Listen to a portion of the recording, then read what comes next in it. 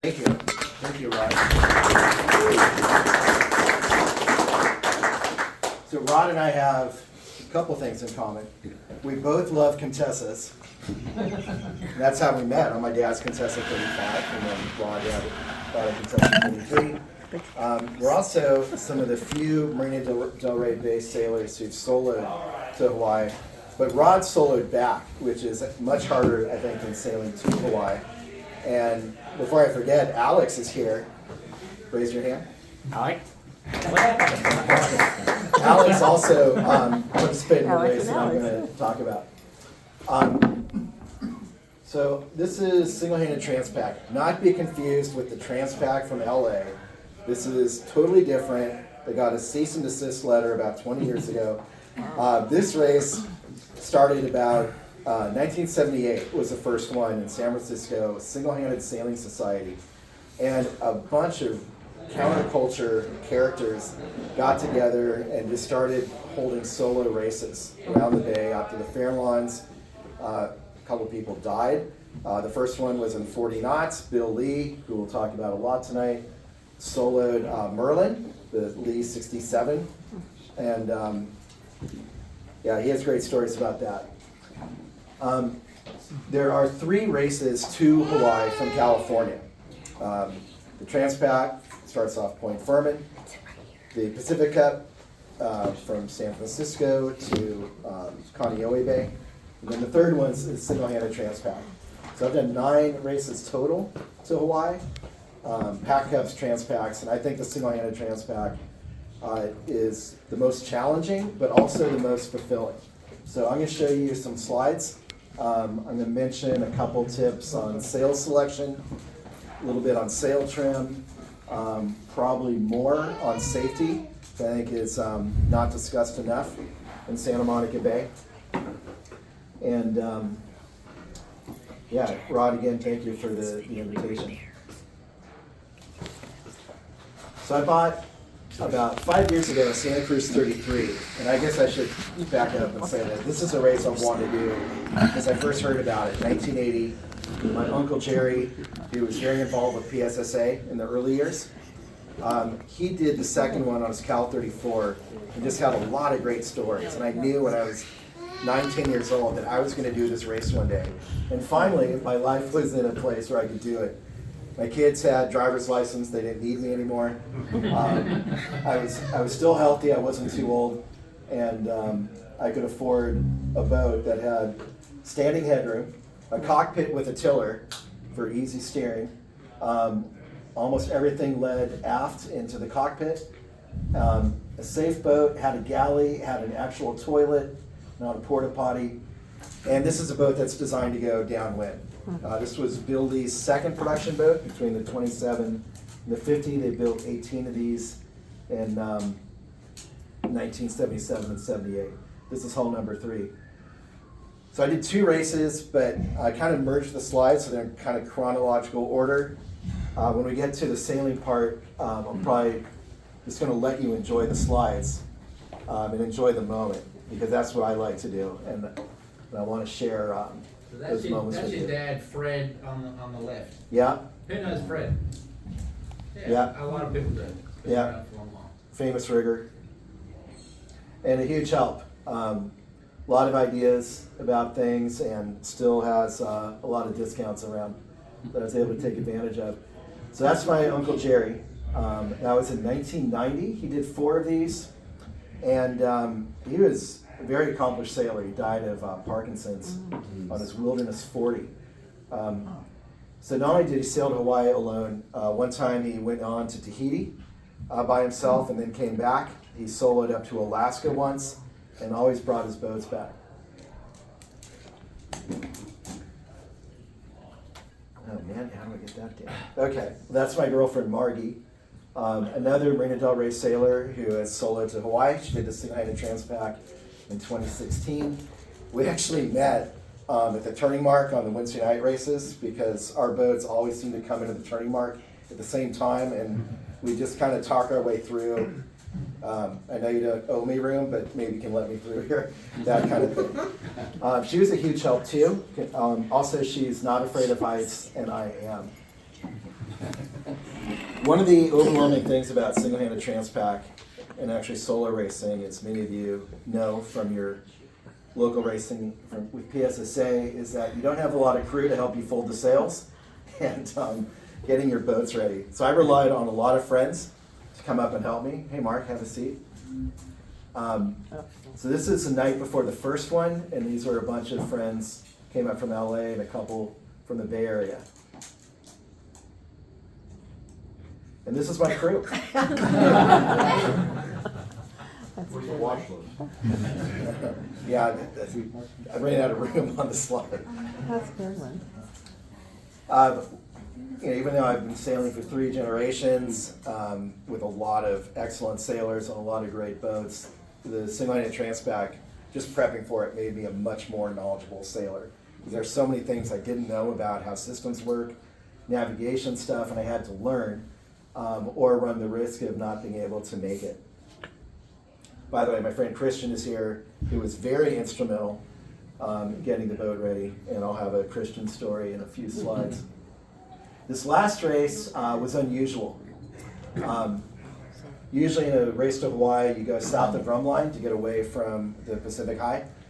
But this time I went through it, which is unusual, and people ask me why I did.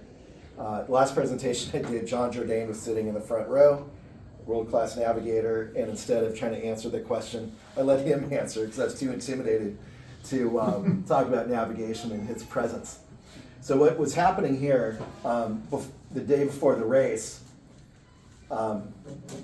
looking at the grid files on Expedition, which is a very complicated navigation program, and talking to my routers, the Expedition was telling me to take this route to Hawaii. And it's unusual to go north. And what was happening is there was a high pressure system that was expected to be strengthening on the the western part of the course, and it was going to be much lighter down south. So that's what I did, and that decision won me the race. So some of you were probably watching the tracker thinking, what the hell is he doing now? When I say won the race, I didn't win overall, I won my class. Overall was a little bit more challenging, didn't have the right boat this time. It's interesting. The boat that normally wins overall is an Olsen 30. Hobie 33s have won it, Santa Cruz 27s. The last 2 overall were won by Cal 40s. So let that sink in. Thomas, where are you? He's You went upstairs? Okay, well, Cal 36 is just as good as a Cal 40. The race from San Francisco, any race from San Francisco is always exciting. It's very scenic, it's breezy, it's choppy, and I just love the sailing up there. I kept this boat up there for a couple years to practice, and it's a big single-handed and double-handed scene up there. So this is the start. These are my 2 sons. I'm my friend's protector that went out for the start. My girlfriend's taking photos of me.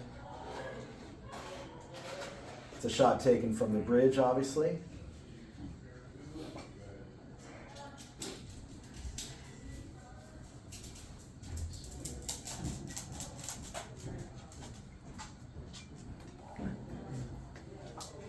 So this is how we tack single-handed. Oh my word. First we pound into the potato patch. But it's so easy. Just have the tiller between my legs, lean the tiller to the leeward side a little bit, do a slow tack and pull it in. Notice my main is reefed. My 125% Genoa is furled a bit, so I'm not overpowered. Port tack was going to be slower because all the weight was on the starboard side, because races to Hawaii are 80% on And Brendan, starboard that would tack. be exactly how I would do it too. Starting a race like this, you don't want to get wet, right? You don't want to get wet. Well, here's the great thing is that I didn't, except for rain, I didn't get wet either time. Yeah. Even though this last race was rough, the cockpit is so protected that I did not. Yeah. I didn't have to put on foulies, even though it was blowing 20 to 30. I don't know. It's mostly 20. Alex, we had gust almost 30. I mean, I was behind you. A few times maybe. Yeah, but it is a steady 20 for the first couple days and not very comfortable, at least on my boat. I was wondering what it was like on a Tartan 40 sometimes. But actually the first couple days weren't very, I didn't have a great time.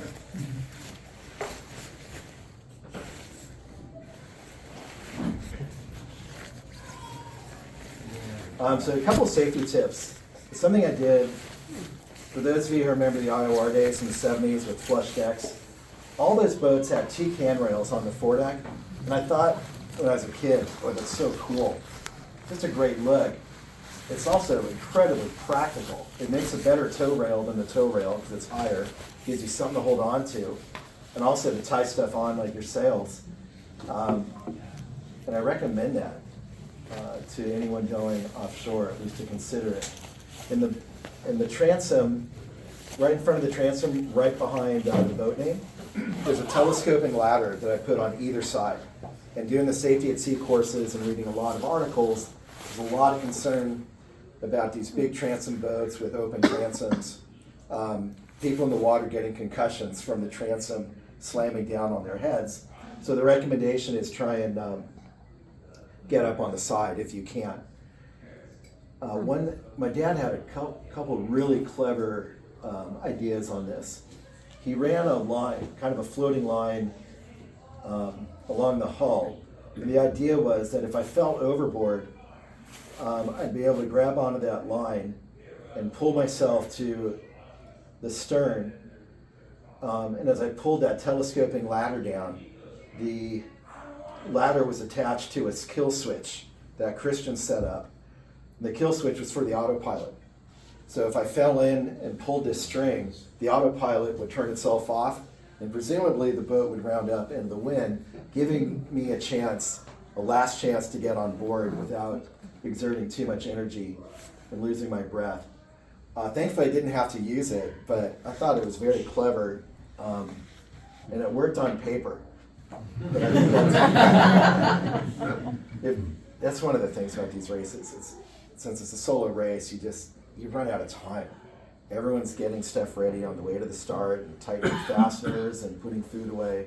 And even the first day, you're still rearranging stuff that you didn't get a chance to pack. And that's one of the things that we never got to really try out with someone in the water. Any race from San Francisco to Hawaii goes to the Farallon Islands, which are mysterious and spooky, and there's so much sea life.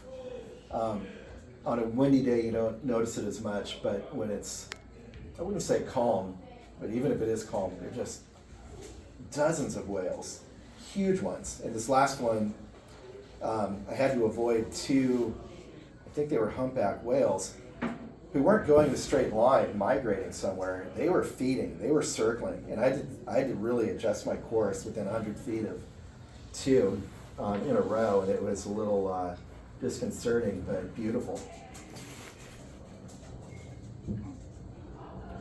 So going back to sail selection, this is the only head sail I used in both races.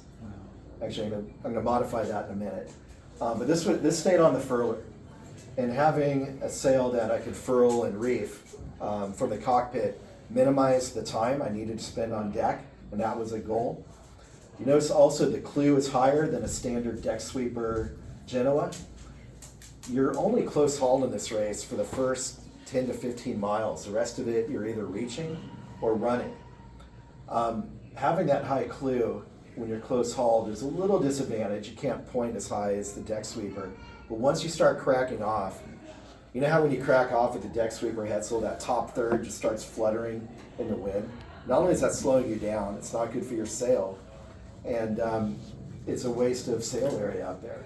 The higher clew allows its better airflow into the Genoa, so it actually becomes a reaching sail. And that's what I did a lot of the time. And then the last comment on that sail is, for both races, I kind of had a standard rule, not that I wouldn't be running spinnakers at night, unless it was really light. And also, if the wind speed got above 20, that I would just go wing and wing. Having a high clew, wing and wing, perfect sail shape. If you're wing and wing with the deck sweeper, again, that top 20-30% is always fluttering. So, when I had a similar sale made, and Oliver convinced me to have a little bit of foam luff in the front of it. Mm-hmm. Did he do the same with you? Did you have a little bit of foam Yeah, in the yeah. front? The foam luff is pretty much standard now. Yeah. And the foam luff helps protect your sail when you reef it. So if it's blowing 25 knots and you want to furl your sail a little bit, that foam luff just helps with the shape and protecting it on the Distributes the foot. load a little bit. And, Yeah. Yeah, anyway, I took this selfie as kind of a joke with my UK colleagues. It's probably the only selfie I've taken in the last 5 years. All right, so I made a mistake when I said that was the only headsail I used. I had a light air reacher made of Code Zero material, same cut as the 125% Genoa, and that was a great call. Light air, the first year I did the race, we were becalmed for almost 2 days, and you'll see a couple pictures, and it was beautiful, but very frustrating. And the stiff laminates just aren't terribly effective in less than 6 knots of breeze, so that Code Zero material made life much easier for me. What's the difference between a Code Zero material and regular material? Different manufacturer. So when we sell you a Genoa, it's going to be a stiffer laminate sail. Marks should be here before the next race, but it's a mainsail. Thank you. Where's it coming from? Turkey. Is it? Yep. Wow. The Code Zero material is not made to go upwind. It's an off-wind sail for reaching. It's not really a good runner, but it's good for reaching, especially for cruisers who don't want to pull up a spinnaker, but coming back from the West End, that's the perfect wind angle. So it's a little lighter material. Yeah. It will stretch if you go close hauled, so don't do that. Yeah.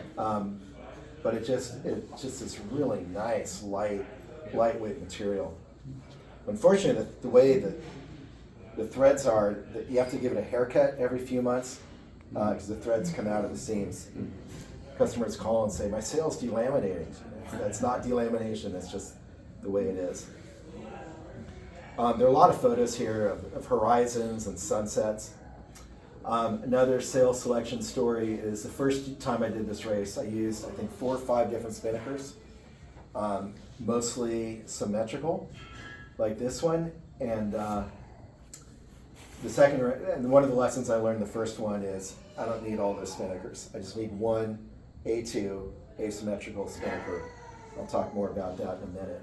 So I was doing a lot of spinnaker changes in the first race, and second time I didn't do any spinnaker changes. I pulled it up in the morning, took it down in the evening. So, for a single hander, the biggest thing is what keeps your boat pointing in the direction you want it to be pointed in. Yeah, and then part of that answer is the VMG. Yeah, but Because- what mechanism, what kind of self-steering did you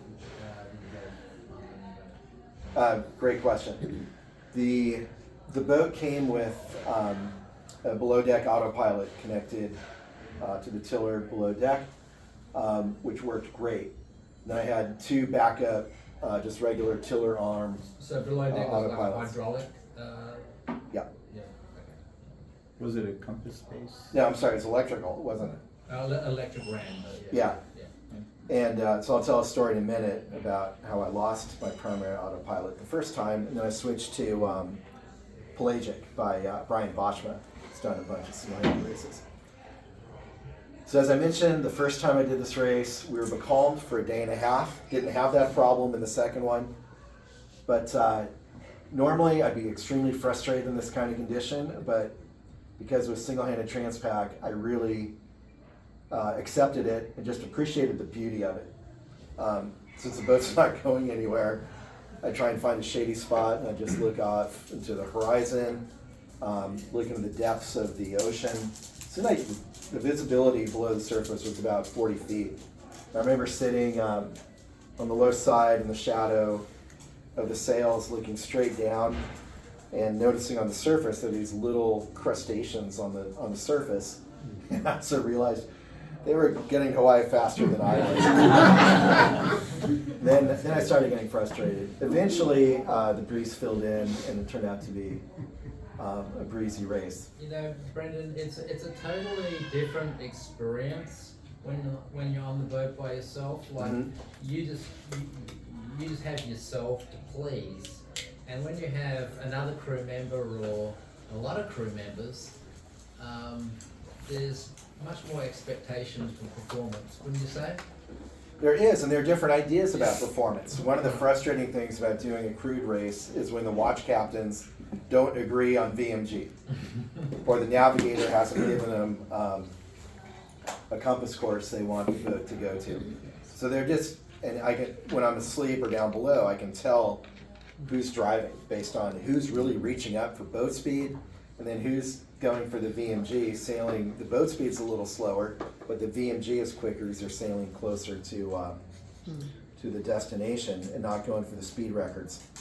But you know, And when everyone you're on wants the to hold boat the by speed yourself, record. you're just glad you're down below and sleeping. That's the other thing. People ask me, God, don't you get lonely? Well, a little bit, not much. But the best part is you can sleep as much as you want. There's no one waking you up to do a sail change. There's no one waking you up when you don't want to because the other watch is off. And you can also eat what you want when you want. Don't have to listen to someone's playlist you don't like. And for a while, every Mexican race, people were playing Jimmy Buffett and Gypsy Kings, and I got so sick of it. Alex, I have a question for you. Oh, boy. Actually, I'll ask you after this photo. I picked this up at the first race I did, and thought I'd be a good environmentalist and throw it in the trash can so no one else would catch it. But if you look closely, there are mussels from another continent and crabs from another continent, and decided I didn't want to keep it on board because I didn't want those crabs crawling into my sleeping bag. So I threw it back. But that was only one piece. I realized the next day that I hadn't gotten it all, and I got off more of it, and it was the same black and yellow line. What was it wrapped around your rudder or? Yeah, between the shaft and the rudder. You know, when you're charging your engine, you go neutral, so the propeller spins a little bit. Yeah. Okay, so Alex, here is my question. Because people ask me, who've read Joshua Slocum, did you hallucinate during the race? Not this one, no. Not this one. What about the Guadalupe race? Yeah, maybe I was like on the verge of that in the Guadalupe race. Okay. Because you know, on the way back it was a little bit more challenging. Oh, right. Yeah, you had a hard trip back. Yeah, but this one I got a lot of sleep the first 3 or 4 days. The windy reach. Yeah, there wasn't a lot to There was do. nothing to do. Wind was steady. Yeah, I had a remote control, and Bill Lee designed boats where there's a window above the bunk. So I could open my eyes in daytime and look up at the sail trim and look at my remote and say, okay, we're still on course. Or the wind angle has changed, go on deck, make the adjustment, go back to sleep.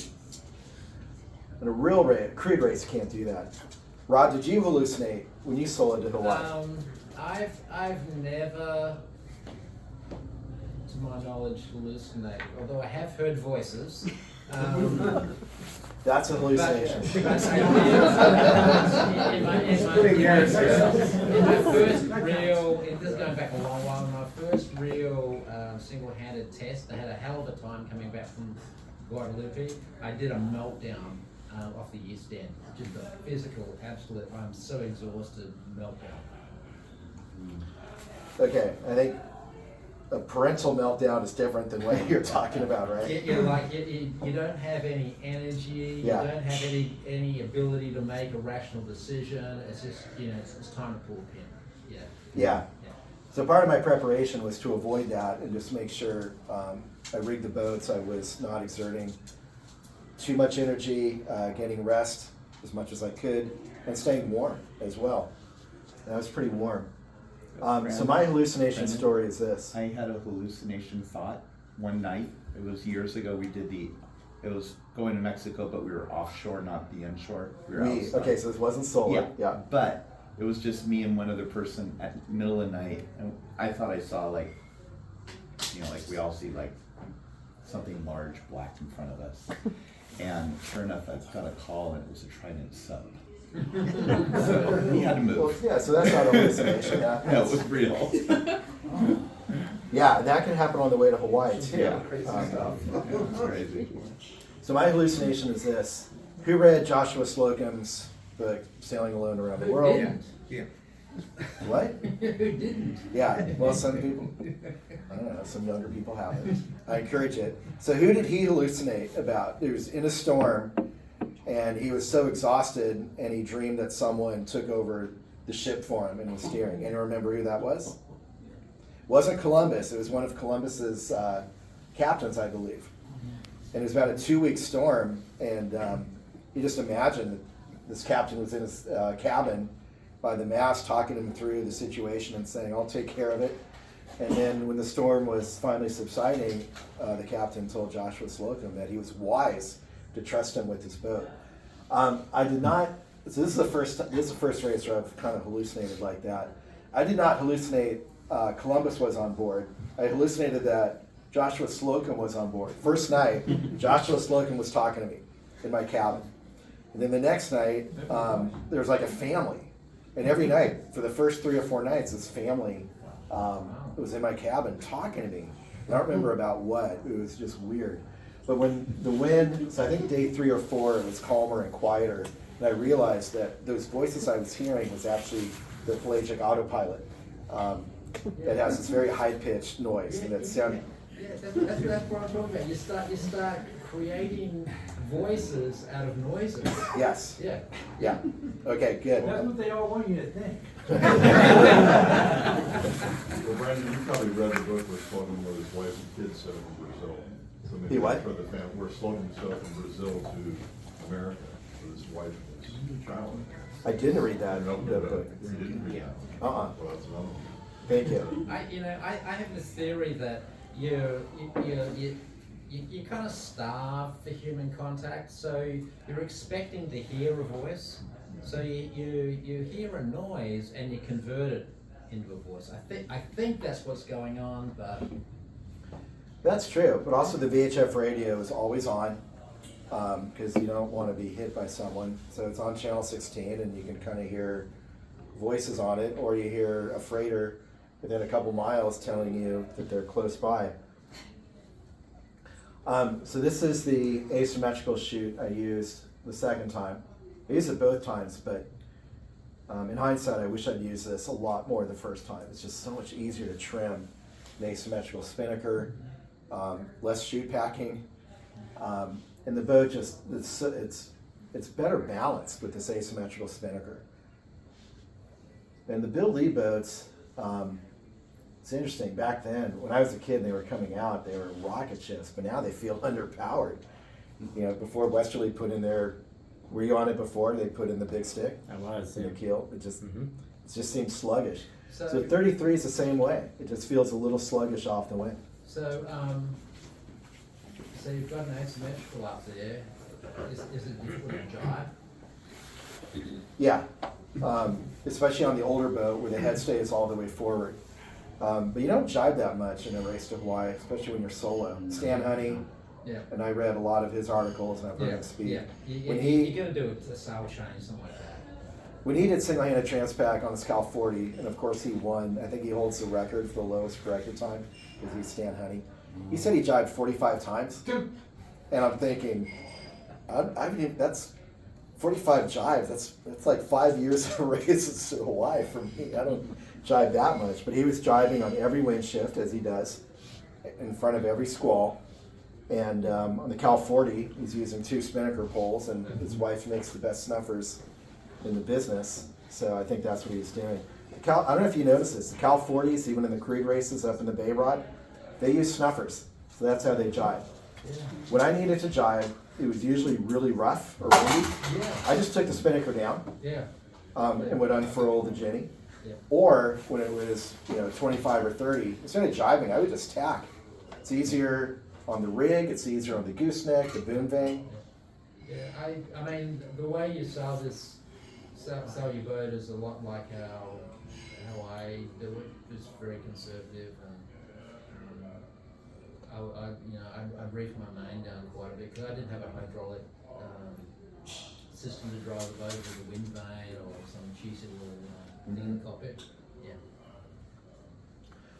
So this is my interior. My dad kind of made a ladder, and that's where the water jugs and the diesel fit. My life raft. So all that weight was on the starboard side for the first few days, and then I'd move it to the middle to balance the boat out. And then I slept on the leeward side because it's lower to the center of gravity, more comfortable that way. Yeah, so now we're going almost dead downwind. The pole's forward a little bit for better control. If it's too, I learned this on old IOR boats. When the boats start rocking and it seems to be kind of on the edge, just let the pole forward, let some of the wind out of the sail, and it's more balanced. Alex, did you let your autopilot steer with the spinnaker up on your boat? Yes, until one broke and then the others. Was that a reaching ASO? I mean, a fractional or masthead? It's all masthead All masthead? on that boat. So what kind of wind strength were you comfortable with keeping your kite up and driving with your Well, I'll get to that story, but yeah. the second race, the wind was pretty much 12 to 20 for the second half, and just it felt comfortable. When a squall went by, I get to 25, high 20s for a little while, but not too long. So if the spinnaker was already up, I'd keep it up.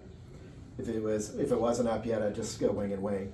But I'm also looking at my competition, and the boats in my class had gone further south, and they were behind me.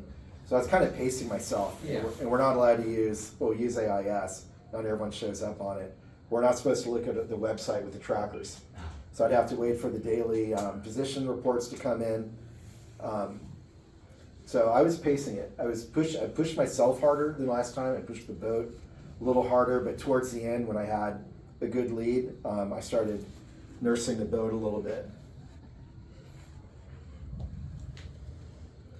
Anyway, these are just the kind of sunsets Is you that see like a out there. three-quarter ounce spinnaker? Yeah. Yeah. So it's an A2. Yeah.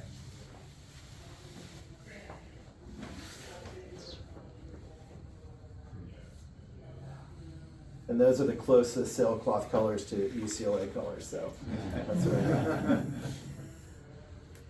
got. So when you say it's an A2, if you only have one sail, what makes it an A2? The cut and the material. Yeah. So I probably would have, it's an A2. An A2.5 is a little bit designed for a little heavier wind, a little more forgiving when you get a big gust. Might be a little narrower at the top. Was it cut to go Or to in the the middle. bow like a normal ASO, or is it made to raise up on the pole? No, it's made to go on the pole. Yeah. Because Because it looks pretty good shape. When I raise mine that high, it doesn't look that way. what kind of boat is that? I'm in a Catalan 34. Oh yeah. I mean, Sorry, I don't always recognize you in person. When I see you on your boat, I usually know who you are. I mean, Harry Patterson used to come and talk at the SSA a lot, for a long time, and way before asymmetrical spinnakers became really popular, he used to say for this kind of racing, whatever, an asymmetrical spinnaker is just a far better deal. You got a longer luff length and all the things you got to have more control and you like. Yeah, I agree. So this is not an A2, that's an S2 on my first race. And one thing that drove me crazy about those sails is that the foot is constantly flapping when it gets over 15 knots. I hate that noise. But the boat rolls more, and it's just harder to steer under the spinnaker. So it's more energy when I'm steering. I didn't trust my autopilot with the spinnaker. So I took this photo to remind me not to use the spinnaker again. But buoy racing up in the bay, when you're doing a lot of jibing, that's a different situation, at least on an older boat. People who've been out there, the colors are just amazing, and the sky and the water, the clouds, and they change throughout the day. Got a little, what do you call that pole? Reaching strut. Reaching strut, yeah.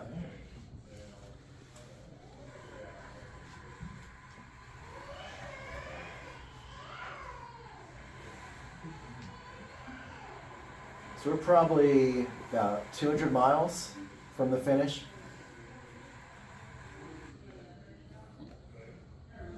This gives you an idea of what the water's like and what the motions are.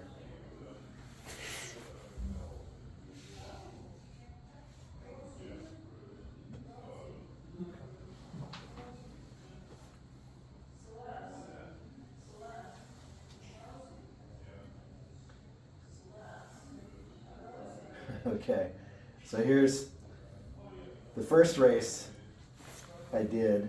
I was about 10-15 miles behind the Cal 40s, going about 500 miles from the finish. So I started pushing the boat really hard. The boat was finally in its conditions to surf, and I woke up one morning determined I was going to reel him in that day. So I woke up, was blowing 15, pulled up the spinnaker I knew it was going to build. That's an old 1.5 ounce that Gary Swinson made, who's still involved with BSSA. Gary Swinson was the original sailmaker on this boat in 1977, and that's he built that spinnaker for that boat, and still works great. So I was determined to reel in those Cal 40s, and I was pushing it, and the wind strength was getting higher and higher. The boat's going faster and faster. I had a general rule: if it's 20 knots, I'm going to take the spinnaker down, but it was game on, so I was going to keep it up. So after 2 or 3 hours, it started gusting higher and higher, and it's starting to get 30. And I'm doing 15s and 16s by myself, which is just an amazing sensation when you're by yourself on the ocean with not a soul in sight. So I'll show you what the boat felt like or looked like in those conditions. And this doesn't even do it justice, but we're probably doing 12, 13 right here. I'm steering tiller between my legs, my phone, trying to take this video. It's hard to tell how windy it is, but it is in the high 20s now, almost 30. So I took this video before I took the sail down. So I got everything ready. The halyard was ready to go. I had lazy sheet ready for the letterbox. And just as I was ready to open the clutch, whoops, my finger came off the helm. The boat promptly rounded up. Right. And one of my crew members, forgot to close the port light. So the boat rounded up, and water came rushing in. And of course, that's the port light right above my electronics. Okay. So immediately, my awesome autopilot shorted out. I got all over the laptop. I lost the instruments for a little while, and the race was over for me at that point. And then it was just, okay, I'm just going to sail the rest of the way and get to Honolulu Bay. So I want to show this video so you can compare it.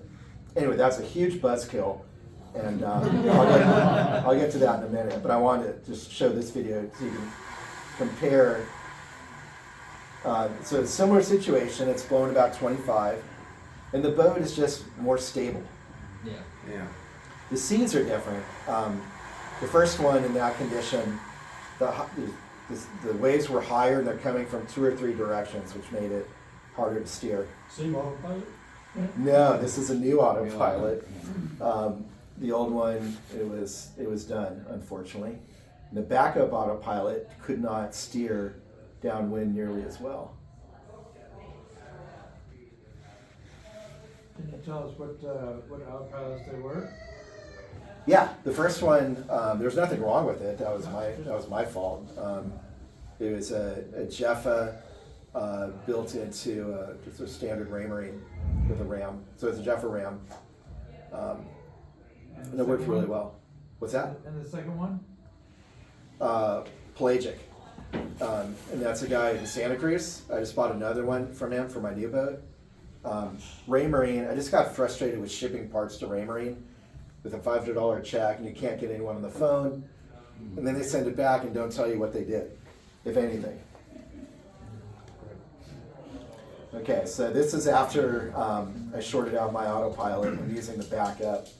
It's still really windy for the next 24 hours.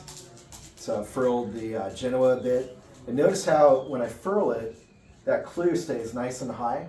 So not only is there great visibility, just helps balance the boat. I was actually really impressed how the boat performed. All right, Alex, did you get any of these on your boat this time? Oh, yes. Yeah. So this is a female booby, and a couple days out, I was steering, and this bird kept circling around the boat and the mast. I knew she wanted to get on the spreader, so I'd try and take evasive action on the helm. But finally, she landed on my cassette. By the way, that's the cassette for an emergency rudder, which thankfully I didn't need. And then the next day, another one showed up. So there are two of them together. And this one is a male, more aggressive. And they weren't really hurting anything, so I let them stay. I woke up in the morning, and this little bastard had crapped all over the sail bag that was on the transom, and I smelled it before I saw it. It was nasty. So I kicked them off. What he was doing. Yeah. Can't really see a rainbow on this one. Can you? Well, I have a better one coming up. All right, finally, we are, so you can see island of Kauai on the port bow. It's one of the few races to Hawaii where I finished in daylight. The first one I did, we finished around midnight. Christian was there.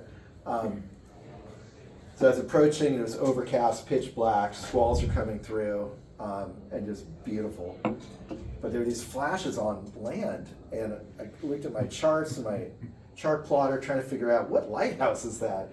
There's no lighthouse on Kauai, what is that? And then I thought it might be war games going on, and I was wondering, am I at the right island? Figured out it was July 4th. My mom's birthday. Those were fireworks. Well, you lose track of days out there unless you are keeping a log hourly, which I was not. Anyway, so I was coming into the finish. Express 37 was closing in on me. He owed me a lot of time, and it's raining, and it's blowing about 25, and the water's getting warmer, and the waves are getting smoother. It's this great sail, but I'd never been to Honolulu Bay before. And on the chart plotter, and I'd noticed this way before the race, it's kind of a narrow channel to the finish. There are reefs, there's an island on one side, a reef on the other, and there's a virtual finish line. So when I was about a mile out, the race committee hailed me and said, "Hey, can you turn on your running lights?" And I thought, I'm not an idiot, my running lights are on, but they couldn't see me through the rain. And I was a little nervous about that. And then they said, "We still can't see you." I'm about half mile out. Can you turn on your spreader lights? And I'm holding on to the main sheet and the tiller, and the boat is just flying on this tight reach, and I'm getting all wet from the rain and the water coming up over the side. And I'm looking at the chart plotter, and that reef is getting closer and closer. Channel's getting narrower and narrower. And then suddenly the race committee says, "Congratulations, you finished." And just like that, I'm in the lee of the island, the wind shuts off, and I can smell the land and the trees on Kauai, which is known as the Garden Island. It smelled great, and then support boat came out. Christian and Margie were on it. They jumped on, got me drunk, helped me anchor, and we had to walk through the jungle to get to our condo because the road was out. Another great story, but that's for a different group, not South Coast Corinthian. So the first race took me 15 and a half days. There was not a lot of wind for the first part, but I wanted to shave off a couple days, which I was able to do. First place in Division 3. That's a great time. Thank you. And then, yeah, so support boat comes out and they drop a pretty girl on your boat. Gives you a Mai Tai and flowers. Yeah, we anchored the boat, had lunch, and went swimming in Honolulu Bay. It was fabulous. So here are my competitors. Alex, where are you? You're in this photo, I think. Are you hiding in the back? Yeah, I think that's me in the back behind. Behind the, On the far right, okay. Well, Alex was there. And we were anchored near each other too. And Alex, I am forever grateful that you let me load a lot of my stuff onto your boat so I wouldn't have to schlep it home. So I'm gonna end with, oh no, there's one more slide. So yeah, there's some local folks who are volunteering for me here. So this is my last slide. So this is the most incredible thing I've ever seen. It's a double rainbow. Alex, you might have seen it. It was so low. It's lower than some of the mastheads in the bay. And this is just taken with a phone. You know, this isn't, you know, a Canon or a Nikon camera. And at the bottom is Ole Mahalo. So here's the story. As I was prepping for this race, as excited as I was ready to do something else. It's very difficult to get a boat back from Hawaii, as Alex and Rod can tell you. The boat, the Santa Cruz 33, is very tender. It's not made for going upwind more than a few hours, let alone 2.5, 3 weeks. So the first race, I shipped it home, which meant we had to ship the trailer, a trailer to Hawaii, get it to Kauai. And that was the hardest part of the race, in fact. Not the race itself, getting the mast and the boat out of the water onto the trailer and trusting Matson to bring the boat back. That's Margie. Yeah. Matson dropped Margie's boat, Catalina 34, after she did it, and the boat was totaled. That's how she ended up with Cassiopeia. The insurance, Matson was great about the insurance money. All right, so I was trying to sell it on Craigslist, and there are no slips in Kauai. So the boat didn't have a lot of value. I'd have to sail it upwind to Honolulu and try selling it there. And I called the only sailing school on Kauai, or I emailed them, told them what I was doing, asked if I could donate it. And they said, oh, no, thank you. Darn it. Next day they emailed back and said, on second thought, we are interested. And I was very relieved. And it turned out to be a great connection. This is the Kauai Sailing Association. They took over the clubhouse in Niwili Wili. So the old Niwili Wili Yacht Club is now Kauai Sailing Association. And they take kids out sailing every day, after school, on weekends, all year round. They just got their ASA affiliation, so now they're doing adult programs. They have a little fleet of Olsen 30s, but now they have a boat with a cabin, and they're taking students to other parts of the island, not just to teach them how to sail, but anchoring techniques and stuff like that. So here's my story. Alex will remember it, and I might embellish it, so don't call me on it. The tradition of Single Handed Transpac is they call up every skipper one at a time to make a few comments about the race, what they learned, and it's fun. Usually there are some really good stories, some very thoughtful, spiritual observations. And when it was my turn, we were in a yacht club. There were about 100 people there. My kids were there. And the kids in the sailing program were volunteering. They were helps preparing the food, clearing tables. So it was my turn. I got up to go up to the front and get my swag. And these kids stood up and started singing in Hawaiian. And I thought, oh, this must be really meaningful. I wonder what this means. And I could hear whispering as I'm walking up. Well, why does Brendan get a song and my husband didn't? And someone else said he donated his boat to them. The kids were great, and it was just a beautiful song, and it took a couple minutes. I looked every kid in the eyes, they were singing, and just it was so authentic, and they were so appreciative they were getting this boat, and I'm so glad that my boat is in a good home. They post pictures on Facebook now and then of Siren. That's a great facility there. I'm glad it's been taken over, because when I was there in 2020, the yacht club that had it was kind of not operating out of it anymore, and it looked like the building was just almost vacant. So it sounds like these guys have taken there's a good lesson there. So their landlord is the state of Hawaii. Yeah. Kind of like our landlord is the county. And the state of Hawaii told the Niwili Wili Yacht Club, well, you're not doing anything for the community. This group is, so your lease is done. We're going to give it to them. Yeah. So there's a little animosity between the yacht club people and the sailing association. But all in all, the guy who runs the program is a bit of a shipwright and rigger. He's taking good care of the boat. And I'm so glad they did. So Alex, that's why I gave you a lot of, like, my life raft and a few $1,000s worth of crap so I can bring it back because those kids didn't need it. Anyway, this is my last slide, and I like ending with this and this story, and not only encourage you to do this kind of sailing or race, but also think about the local sailing programs that are teaching kids, next generation, how to sail and love the ocean the way we do. Rod, thank you for the invitation. Oh, thank you.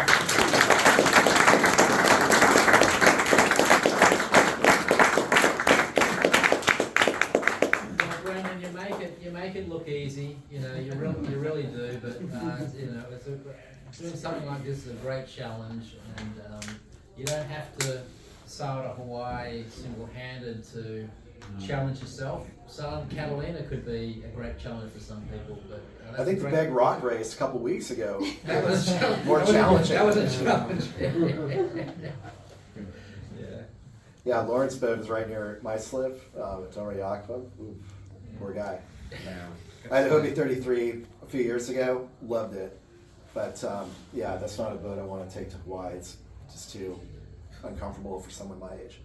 So at this point, I'm sure Brandon will be happy to answer your questions or whatever, and you know, we can just like disband and chill out. But Brandon, thanks for the talk. I've been looking forward to this actually for a couple of years, because I said to your dad after you did the one in 2021, I guess, we need to get Brendan down to talk about it. So we're glad we captured you and cornered you. Me too. To hear both stories. Thanks Thank a lot. you. I have a question. Sure. What's the weather gonna be like for the Point Doom race? One sec. Are we gonna have to jive with our ASOS? It's going to be better. There's going to be more wind than the Malibu race, less wind, and less rain than the last We race. won't How's tear, that? we won't tear our main sails up? No, and there's no conspiracy that I sent you guys out there to get more repair work done. You know what happened. So Brendan, you know, I've heard your dad talk about going sailing to Point Doom on a Yankee 30, a Yankee 30, and he talks about having this little kid in a bassinet or something like that. Was that you? That's my brother. That was you. Yeah. Yeah, it's back in the 70s. Yeah. My mom was one of the few women out there, Right. let alone steering a boat. My dad would do tactics and trim. And by the time we had the Yankee 30, my little brother was born. And I remember going to yacht clubs, like actually South Coast Corinthian after the Champagne series, or PMYC, and women would come up to my mom and just say how proud of her they were that she was not only steering a boat and winning, but nursing my brother while she was Off watching. And I still have people come up to me and say, I remember when your mom left us up and she was nursing you, and it's my brother. I had a question. What was your closest call that you had on that trip, and what was that like? Closest call was probably when I had to tow the boat from the Matson terminal to Berkeley Boat Yard through not downtown Oakland, but through Oakland, wondering if I'm going to clear the trees, wondering if I'm going to be able to make this turn without knocking down a traffic light. That was the most anxiety I had in this whole thing. During the race, you know, losing the autopilot could have been a really bad, if I didn't have any power, that could have been a real shitty situation. You know, being 400 miles out without power, I would have had to reduce sail and figure out a way to steer the boat without power, and it's doable. It's called the, Rod, help me out, the sheet to tiller. Christian, do you know? Yeah, going downwind is really hard to keep your boat under control unless you've got a little bit of help. Yeah, you got to slow you got to drag a drogue, you got to drag buckets, sheets in the water, and that just would have added a couple more days to the trip. Thank you.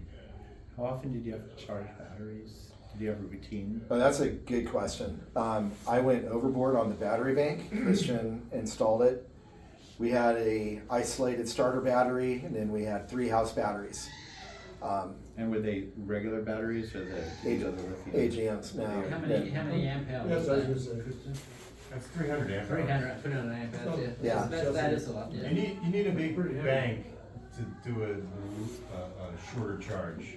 You don't necessarily need 300 amp hours, but your usable amp hours is important. So you kind of need a bigger bank to not charge as long. So here's how valuable Christian was on my trip. And to answer your question, I charged twice a day, every 12 hours for about an hour or so. Okay. Never just let it get No too solar. low. But the second race, the ignition button was starting to get sticky. So it'd take me 2 or 3 times to start the engine. I was getting a little nervous about it towards the end. So I went down below, check out the engine to see if I have to hot wire this, how am I going to do it? And Christian knows me so well that he had labeled everything in simple English. It says, connect this one to that one. And it gave me confidence that I'd be able to charge the battery in the evening, and I did. So no renewables, no wind or solar or hydro? Yeah, we got a cheap flexible solar thing, I think, at Harbor Freight. Did it work? On a sunny day, it added a little bit, not much. I think the good ones actually do help. A lot of the cruisers swear by them, so the technology's better. But you have to make sure that it's in the sun. Because if you have it on top of your Dodger, that's in the shade a lot of the time from the main until you go downwind. And there's sometimes on the way to Hawaii, you don't see the sun a lot for several days at a time.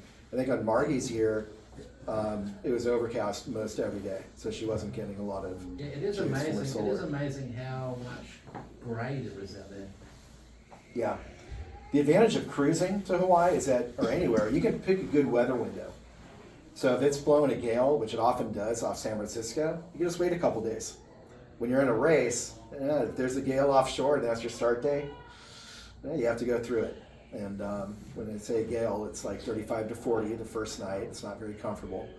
You're double reefed, you have a blast reacher up, and people are seasick. I got a migraine on the first night a few years ago, and that was embarrassing. But I recovered, and that was a really fun race. 8.5 days on a Santa Cruz 50 to Hawaii. All right, again, thank you for the invitation. I'll stick around for a while, happy to answer questions and hear your stories about stuff. I have a question. When will you be telling the jungle story? Because I know several of us were wondering if you're going to tell that tonight. Which story? The jungle story. Condo, walk through the condo. Oh. That sounds like a at the bar. story. Yeah. I don't know. Okay, maybe not everyone wants to hear it in the bar, so here's the 30-second version.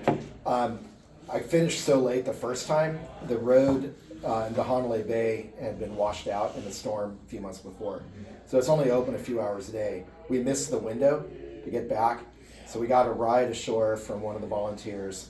We went up the river a little bit, and we walked through this jungle, and it's still kind of raining, and I'm pretty drunk by then. And it's like being in an Oliver Stone movie. And we walked about a mile to someone's condo and borrowed a car, went to our condo. So Margie and Christian said they've never seen me that silly before. But I thought it was kind of cool. It's not something you get to do in the Santa Monica Mountains. Yeah, that's it. All right, no more stories. Thank you. Thank you.